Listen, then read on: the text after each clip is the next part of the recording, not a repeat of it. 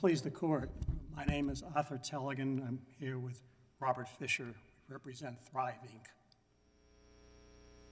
About 3/4 of a century ago, Congress passed the Taft-Hartley Act based on a number of dissatisfactions it had with the Wagner Act, was passed in '35. One of the perceived dissatisfactions was that the courts of appeals had given only cursory review to board decisions. In applying what was then the substantial evidence requirement, it was perceived, at least, that the NLRB would cherry-pick the record and issue decisions where they were not supported by the record as a whole. Could you speak up a little bit? I'm sorry, Your Honor. I'll try. It's a, I'm just administering. Is that better, Your Honor? hopefully. Okay, I'll try loud. The Taft-Hartley Congress therefore required that the court review the record to make sure that it was based on substantial evidence on the record considered as a whole. Shortly thereafter, the Supreme Court, in the universal camera case, amplified the general proposition. It said that the court must satisfy itself that the board's order rests on adequate proof. In fact, Justice Frankfurter instructed the courts to make sure and to ensure the reasonableness and fairness of the board's decisions. In addition, the court also addressed the role of the ALJ's, then the hearing examiner's decisions, and instructed the board that it must give weight to those decisions. If it's not going to follow them, it should explain why. This court has repeatedly followed universal camera, enforced the Taft-Hartley Act, and required the board to make certain that its decisions were based explicitly on the record as a whole. Most recently, in the court's decisions in Dish Network and STP Nuclear, the court found the board lacking in very certain terms. This case, most of the underlying facts are actually undisputed. Thryv is a company based in Dallas. It's probably the last in a line of directories companies.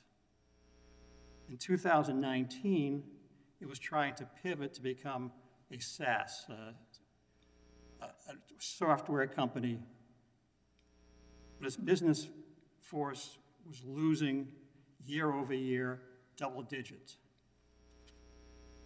The union, the IBEW 1269, had 4 full-time officers to assist a bargaining unit of approximately 80 people. When Thryv's predecessor acquired a company called YP in 2017, it immediately recognized the union as bargaining agent, immediately adopted the then existing collective bargaining agreement, and hired all the employees. There is no allegation, there's no shred of evidence in this case that Thryv in any way has animus toward the union or violated the act in any way other than as alleged in this case. In fact, the parties negotiated over the then existing contract starting in 2017, well into 2018, when the company finally declared impasse and implemented its then last, best, and final offer. And Judge Jones, if you'll permit me, that's LBFO, and we all use the nickname. I'll try to stay with it. The union challenged the lawfulness of the company's implementation. It was reviewed by the regional director of Region 20 of the NLRB. She said it was a genuine impasse with opinions in the record. The union appealed to the General Counsel of the National Labor Relations Board, who confirmed, and from his perspective, there was a valid impasse. There was a valid implementation.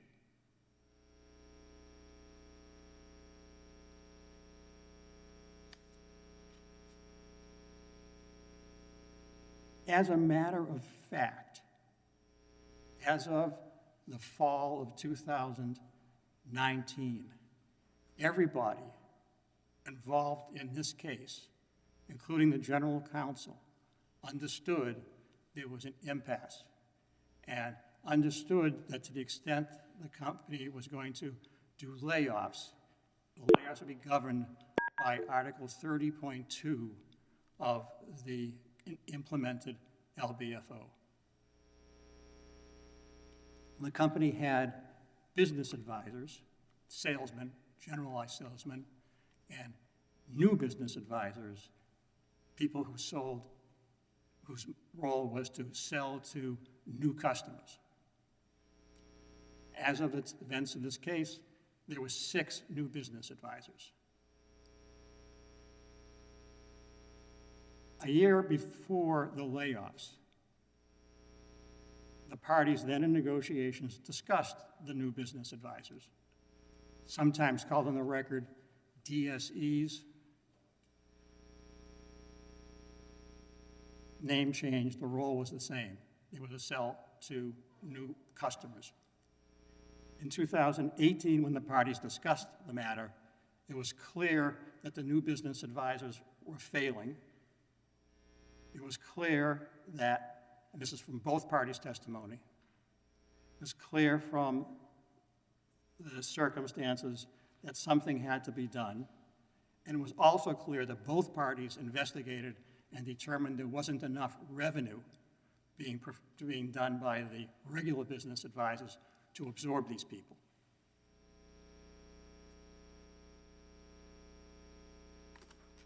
Several months passed by. The record is undisputed that the company is still losing revenue. The work being done by the regular business advisors is still diminishing. Their bags of business, as it is in the trade, were getting smaller. And the new business advisors were failing miserably. Undisputed testimony that the revenue that was being handled, that ALJ concluded the revenue being handled by the new business advisors did not even support their base salaries. In July of 2019, the company started having internal discussions about what to do about the business advisors and formulated a plan, at least a conclusion, formulated a decision to terminate, to lay off those business advisors.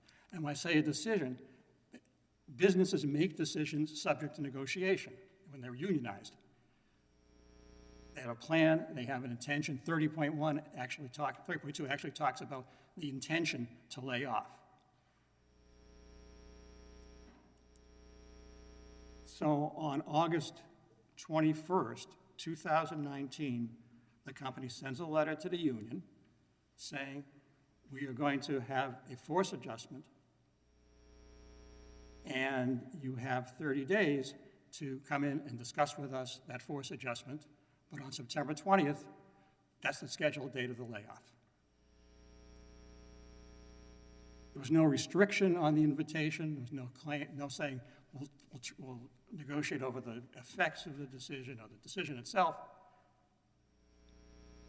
The union receives that communication.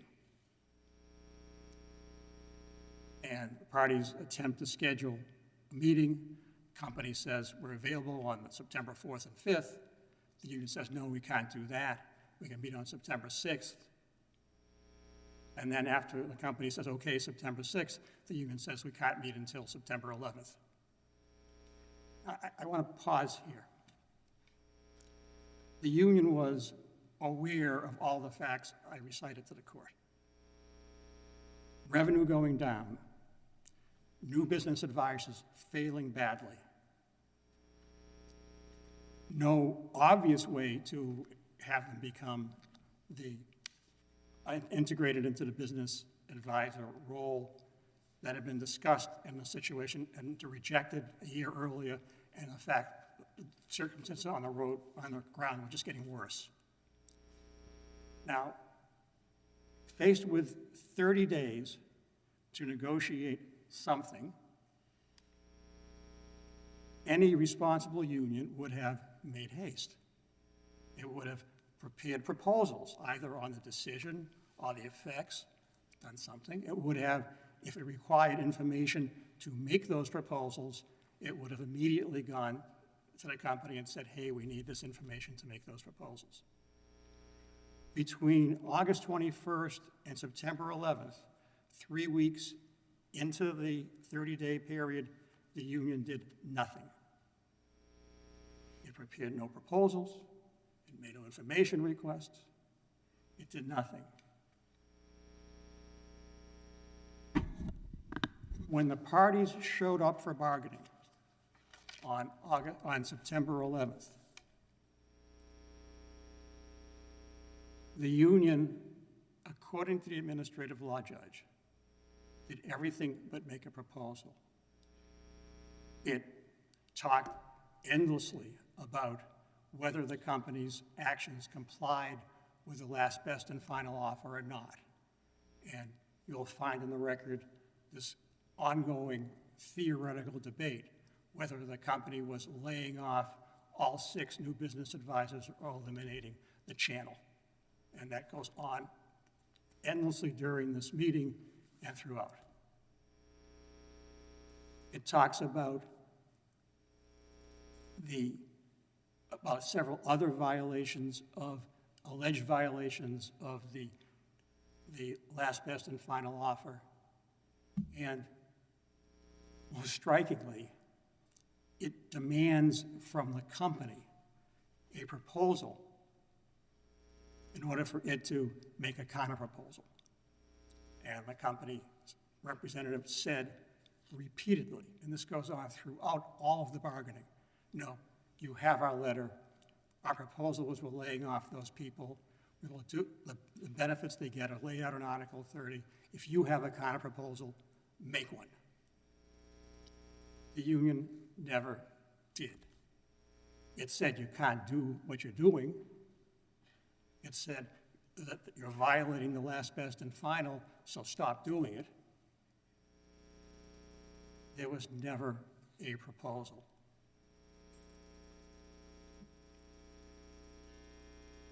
I return to universal camera and this court's case law.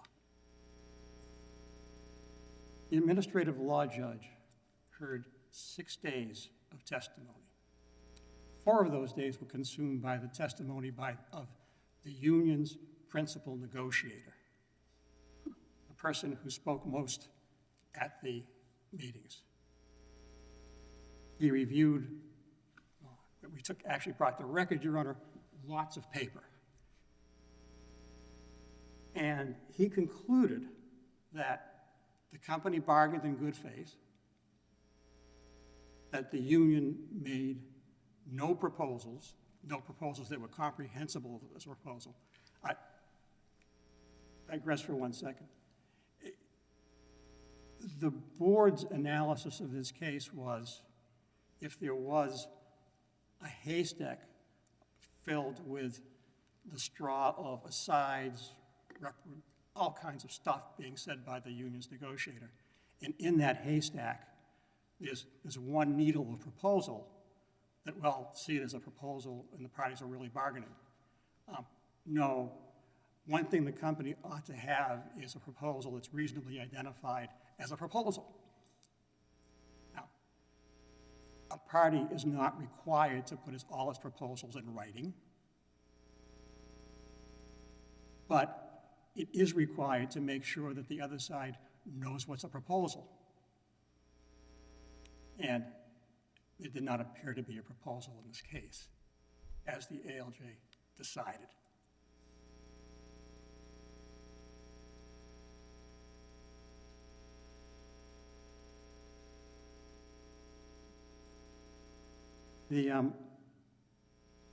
My time is short. The board's decision makes up facts. It twists facts, never does what this court and the Supreme Court and the Taft-Hartley Congress instructed to do. May I finish my sentence, Your Honor? seeing a red light. All right. Well, you can conclude. Your time is up. It has, the board has disobeyed all those things. What happened was plain to the ALJ, who saw all the witnesses, who read all the records, scrutinized the bargaining minutes, and the board has not complied with its obligations. Thank All you. right. I apologize for running over. That's okay. You have a chance for rebuttal. Thank you. Mr. Weitz?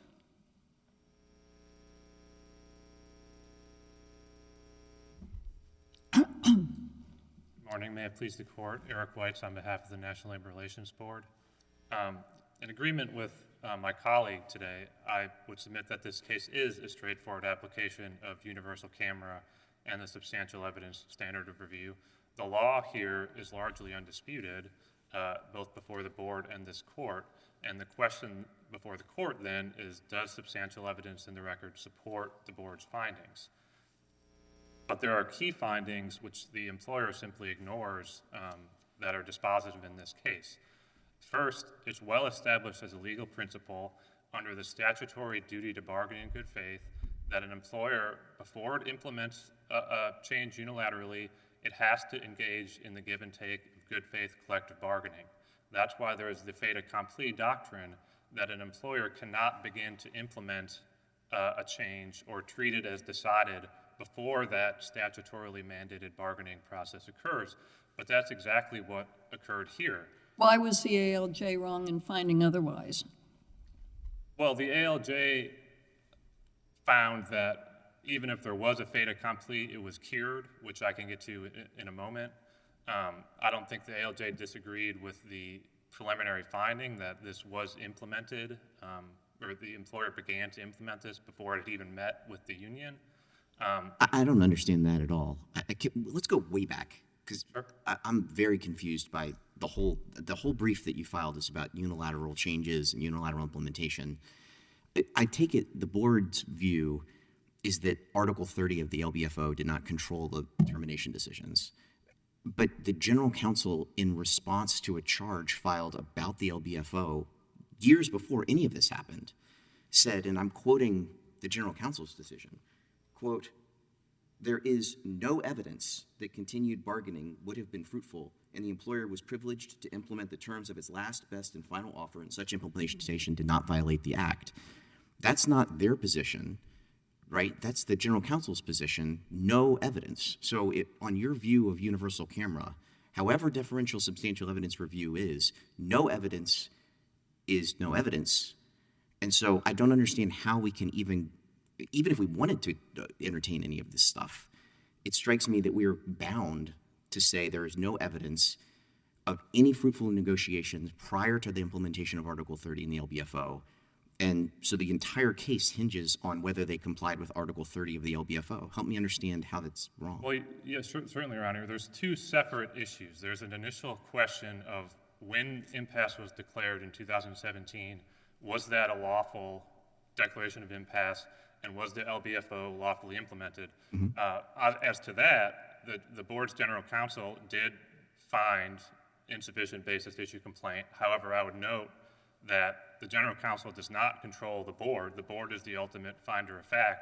And as this court has held, a general counsel dismissal is not res judicata as to that question. However, that question is not controlling in this case. The board noted that the employer had failed to prove that was lawfully implemented, which I would submit is a threshold barrier. But the board went on to say, even assuming that the LBFO was lawfully implemented, that does not mean Article 30 is a legitimate implemented proposal. So I have a question about that second piece, but can we focus on the first one for a second? Because I agree with you, it's a threshold question, and it does seem like if it doesn't decide the entire case, it decides like 95% of it as to whether Article 30 was lawfully implemented.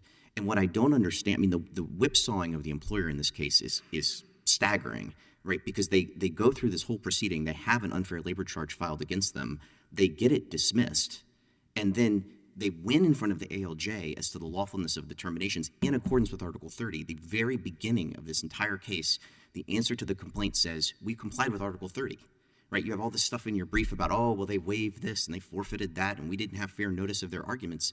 When it's almost like Alice in Wonderland, right? I mean, in the answer to the complaint, they say, we complied with Article 30, right? And then they're the ones that get whipsawed, turned totally back upside down, right? Where it's like now stuff that was long dead, long gone, long settled, everyone's agreed as to the impasse in the implementation structure, Article 30 LBFO, then it comes back resurrected like the, cardinal, the phoenix, right, rising from the ashes.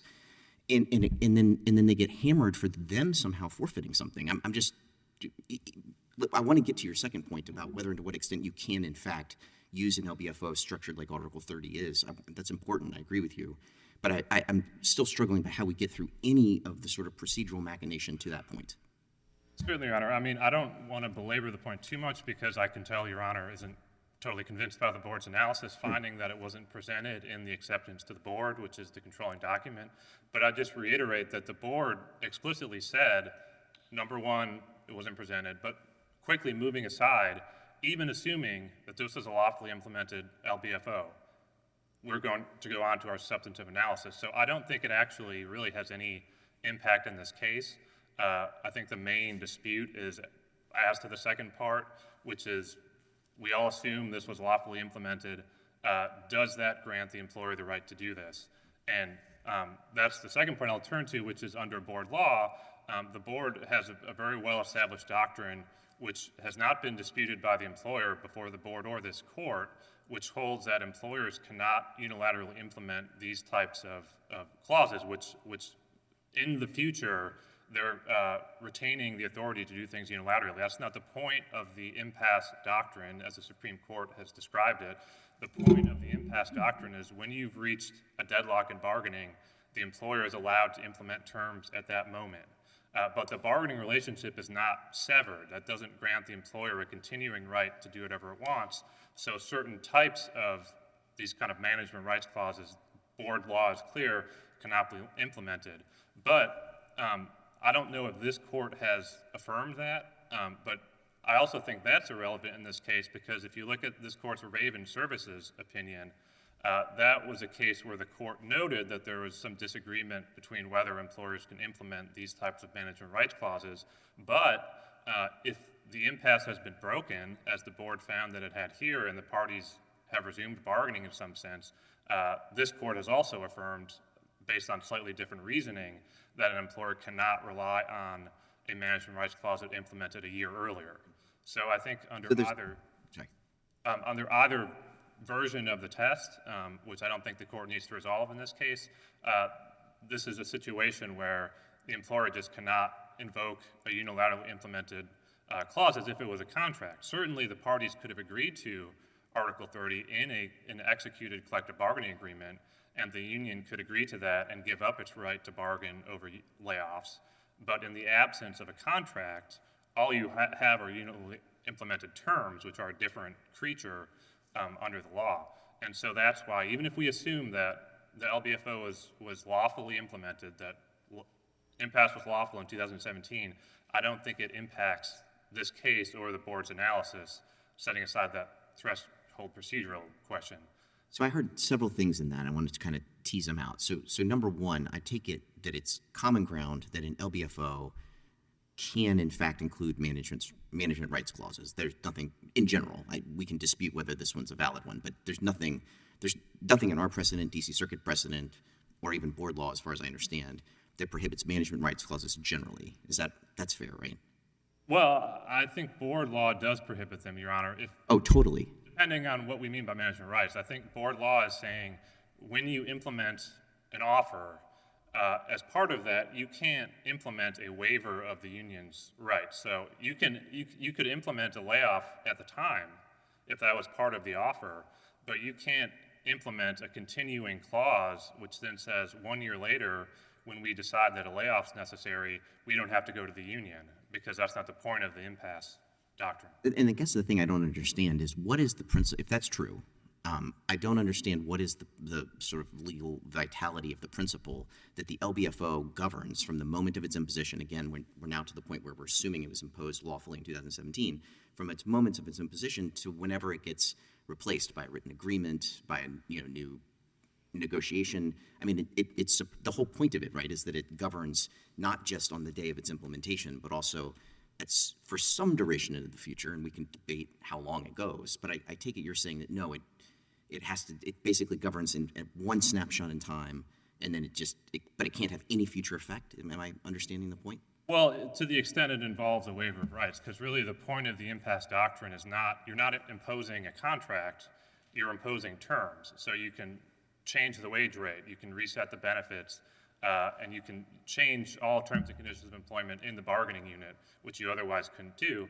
And the point of that doctrine is that when the parties have reached valid total impasse and they're at a complete deadlock, it's supposed to sort of jumpstart bargaining and try to encourage the parties to get back to the bargaining table so the union has more of an incentive to make concessions or to agree to things immediately. So as the Supreme Court has explained in some of its cases describing this doctrine, it's not a severing of the bargaining relationship in perpetuity. It's something you impose at the moment of impasse with the hope that the parties get back to the bargaining table as soon as possible and fulfill the statutorily contemplated process. And so the reason for this doctrine under board law is if you're not imposing a term like a layoff as part of that offer, and you're just saying, well, this term that we could have had in a contract says whenever we decide a year from now if we want to lay off as a completely new unilateral change, the National Labor Relations Act still applies at that point. But if I'm understanding your answer, if they had said we're firing 6 MBAs today in 2017, that's fine because that's a valid LBFO. Correct. It's just you can't say you can't be more favorable to the union and to the employees by saying, listen, we would love to keep you, right? Here's our LBFO. In the future, we may have to fire you, and if we do, here are the procedures that we're going to follow. I mean, it is kind of a weird result, right? That somehow they're worse off by giving an extra year of employment, the extra 30 days, the severance payments, et cetera, all the stuff promised in Article 30 than they would have been if they had just said, too bad, too sad, you're gone. Well, I don't think it's more favorable, Your Honor, because the problem with allowing employers to do this is that it removes any incentive for the employer to return to the bargaining table because they, essentially as Thryv did in this case, they can say, this is our last best final offer, we're conferring to ourselves the rights to do anything unilaterally in perpetuity, and we can just ignore the union for as long as we want. But why did nothing happen in these 30 days? Well, Your Honor, that's an important factor. That was an offer to come and at least discuss the layoffs, right? Yes, Your Honor, and I think that's an important factual point, which my colleague did not. I would disagree with his characterization of the facts. Number one, the employer decided that it was going to eliminate these positions in or around July at the latest. It did not notify the union at all. It waited till this 30-day deadline. Well, when you keep losing money at that rate, everybody ought to be preparing their bailouts, but well, fair enough. leave aside common sense. They did get 30 days notice. The union got 30 days notice, and it didn't do anything. Well, that's not true, Your Honor. So Well, on basically August 20th or 21st, notice was given to the union. That started this 30-day clock. The employer then said, the earliest we are available to meet is 2 weeks from now. It was the employer that initially imposed this 2 weeks of delay. The union said we're not available on that date. Both parties mutually agreed to a date just 1 week later from what the employer was proposing. And before that agreed upon meeting happened is when the critical meeting on September 6th occurred that the board's basing its fait accompli finding on, where the employer went ahead and said, we're holding the meeting with employees, we're telling them they're being discharged, and we're sending out severance packages. That was 2 days after the earliest date that the employer gave for But the union could have come forward at any time. Well, no, Your Honor, because the employer was saying to the union, we cannot meet before... Well, face-to-face is one thing, but they still could have filed something in writing. Well, that's not the process that the statute contemplates, Your Honor. To have good faith collective bargaining. Well, bargaining is bargaining. Well, bargaining is bargaining, but you cannot put all of the impetus on the union before having heard anything from the employer to come up with a final proposal before an initial meeting. There needs to be a give and take. There needs to be a meeting between the employees, and also a critical fact in this case, there needs to be information provided by the employer to the union, which simply never occurred in this case. The employer has consistently said that there wasn't revenue available to absorb some of these positions. Is there any reason to doubt that? There is, Your Honor. For Did the union example, have that the yellow pages were actually contrary to all, public knowledge, that they were actually thriving? well, Your Honor, I would submit that's in the record as well. Thryv generates more than $1 billion a year in revenue. But as to your specific question, I'd point the court, for example, to record on appeal, page number 3708. That's an internal email between Thryv managers, which was never provided to the union, where Thryv managers are saying, we just transferred this NBA that we like, Luis Pantojo, to a BA position because we have so much revenue available in Northern California. So there simply is no evidence in the record to support these repeated assertions that there wasn't revenue available, and certainly the union never had that during the bargaining process, which is critical information for the union to know what the facts are and to formulate detailed counterproposals.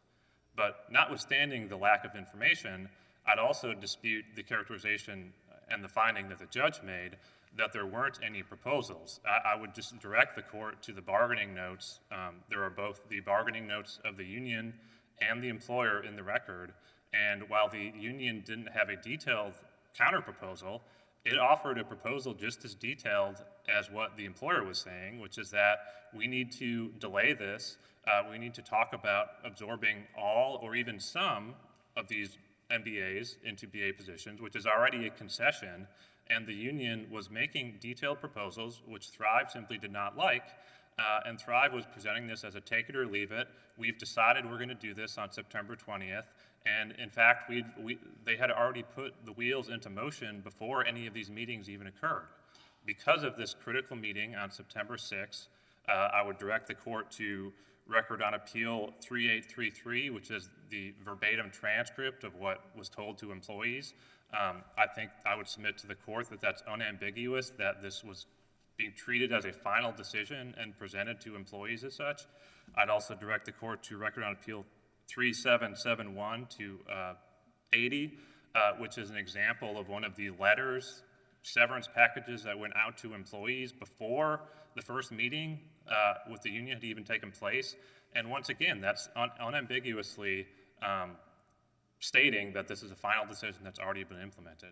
I see that I'm over time, so if the court has no Well, just an empirical question. How often is it that the board overrules both the general counsel and the ALJ? Well, the board didn't overrule the general counsel. The facts of the impasse were never presented to the board. All the board said here was that we're not bound by the general counsel's determination. Well, you know what I mean. Well, as to the ALJ here, it's not... Just empirically, what's your best estimate? I would say it's very common, Your Honor, and particularly Really? here, where the Most board... of those don't get to this court for some reason. Well, I don't have a statistical answer, Your Honor, but I don't think it's rare, and I would note that, returning to the universal camera point, the board owes no deference to the ALJ whatsoever, with the limited exception of witness credibility determinations, because the ALJ is in the room seeing the witnesses. But here, the board did not rely on witness testimony that was discredited. We solely cite in our brief the bargaining notes of both the union and the employer. We do not rely on any union representative's testimony. That was not the basis for the board's decision. If the general counsel finds no evidence that it was unlawful to impose an LBFO in 2017, the ALJ obviously finds no evidence, it was not before the ALJ. What could theoretically the board rely on to find substantial evidence to hold the opposite from everybody else involved in this entire case? Well, the point the board made here, Your Honor, is that it's the employer that's attempting to rely on the LBFO as a defense to what would otherwise be an unfair labor practice, and so the employer had the burden to establish this was validly implemented, which would include presenting evidence at the hearing. But again, I'd just like to emphasize that if the court disagrees with that threshold point about it not being presented, that it just does not impact the board's analysis here, because the board said, even assuming this was valid, we're going to apply this second step, substantive analysis. So if there are no further questions. No, thank you. Thank you. All right. Mr. Telegen? Oh, sorry, Union. Yes, sir. Mr. Aubrey? Thank you, Your Honor. Good morning. My name is Lucas Aubrey. Together with my colleague Jacob Demery, I represent the intervener in this matter, IBW Local 1269.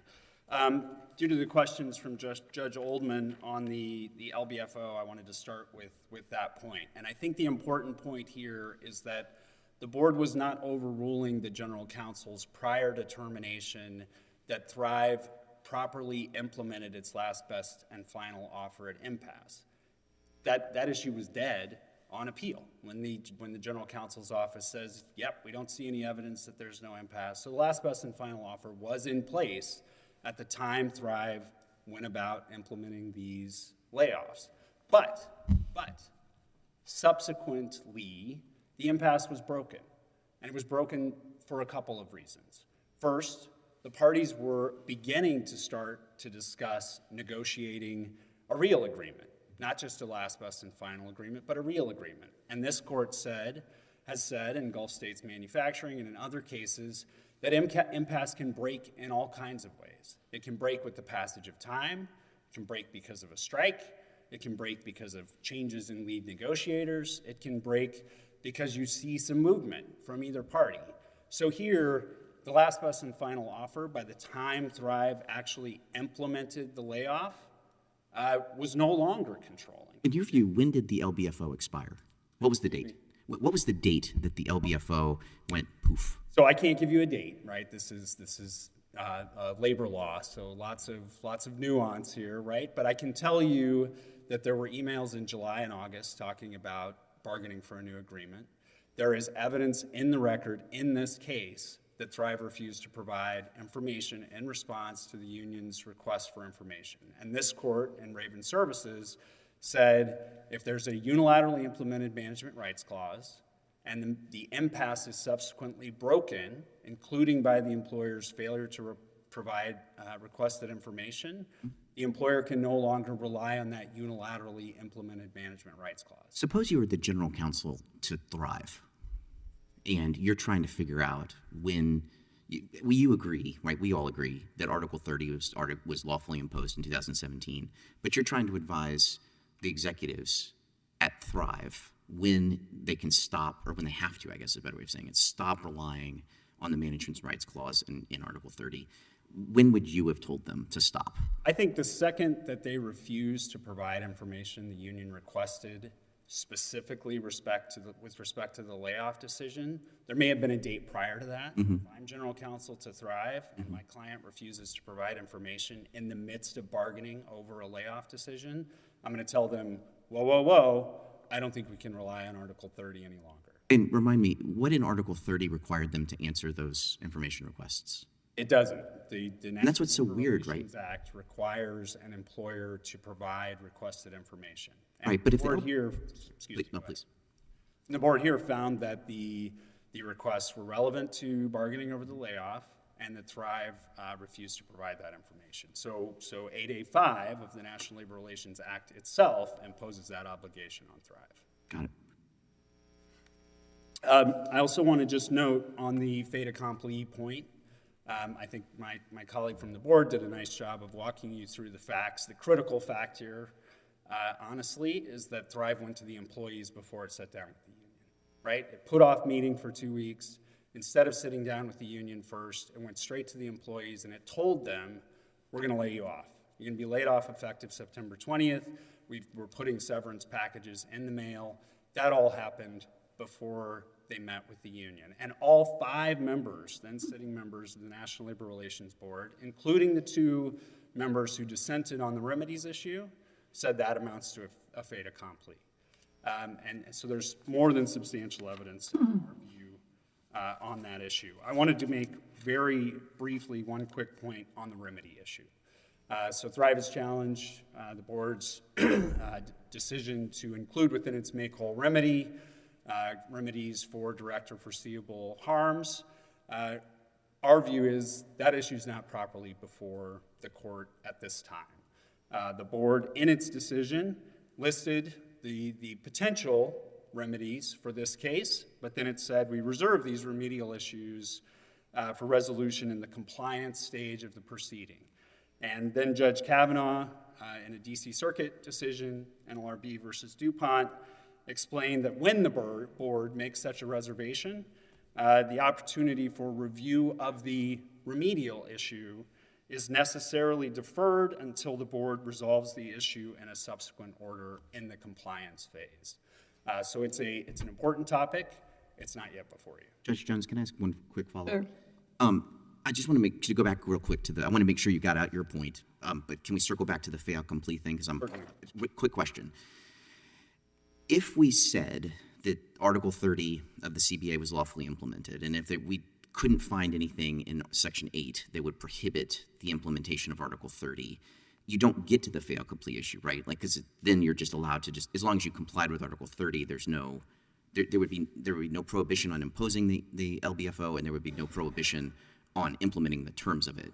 Am I understanding that you only get to the fait accompli thing if you jump both of those prior hurdles? That's right, but you must jump over those prior things because Thryv took actions that broke the impasse and could no longer rely on its unilaterally implemented management rights provision in Article 30. Perfect. Thank you. All right, thank you. Thank you, Your Honors. Now, Mr. Telegen, excuse me.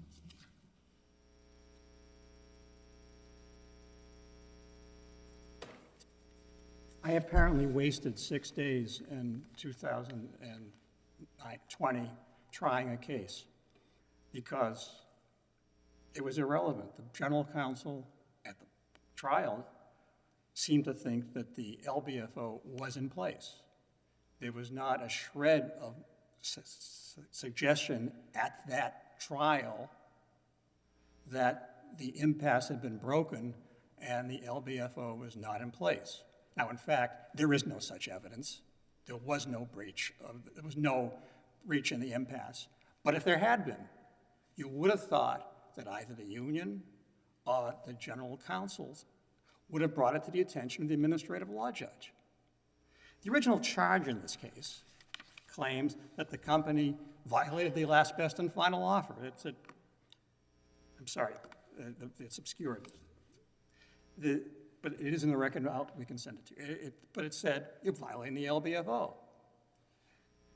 The union's representative said over and over and over again, you're violating the last, best, and final offer.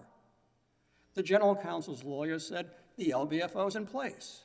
The judge found the LBFO is in place. Now, the board does handstands and gymnastics to try to claim the LBFO is not in place. If this one wasn't in place, I don't know what it is. The answers to the questions you are asking, Your Honor, is that what happens when you implement lawfully an LBFO? You create a new status quo. Mm-hmm. And bargaining is required when you break the status quo. So as long as the company is complying with the LBFO, it's not broken the law. Counsel, are you aware of a case that says you're not allowed to impose, and I would take any case, but I care mostly about the Fifth Circuit, that says you're not allowed to impose an LBFO that looks like Article 30? There is no such case, Your Honor. Is there I've looked and I can't find, I'm struggling. What counsel was trying to tell you was that even if you implement the last, best, and final offer, there are some restrictions in what you can do. The classic case is you can't implement a no-strike clause. Right. And that comes from Article 7, right? Section 7, sorry. They could have struck, we could have locked out. The implementation of the LBFO didn't matter.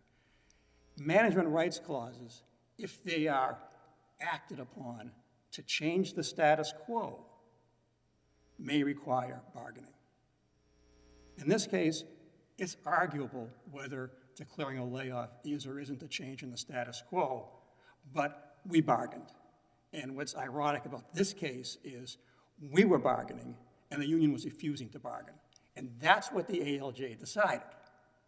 And you won't find in the board's decision anything that even addresses what the union was doing at bargaining. I mean, whether or not all would agree that what Mr. Guthrie was doing was trying to throw sand in the gears, which what the ALJ concluded. If you come to a different conclusion, you ought to explain all that sand. And the board never did that. A couple of minor points.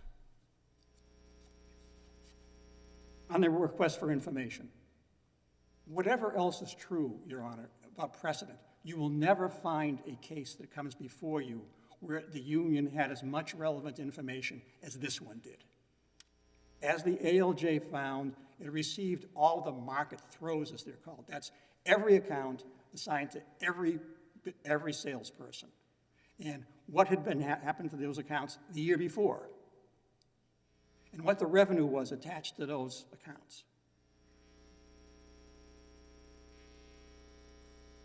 On why the parties met first on September 11th.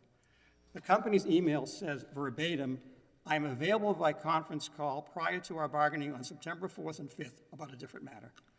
Let me know the union's availability." It did not refuse to meet before September 4th or 5th. It would have clearly entertained that the union said we really have to get together sooner. What happened was the response to that email was, "We'll meet on September 6th. The company said, "Okay, we'll meet on September 6th. And then the union said, "Oops, we can't meet on September 6th. We have to meet on September 11th. That's the first time we're available." Those are undisputed facts in the record, Your Honor. We can't say the company agreed to meet on September 11th or the company refused to meet before a certain date.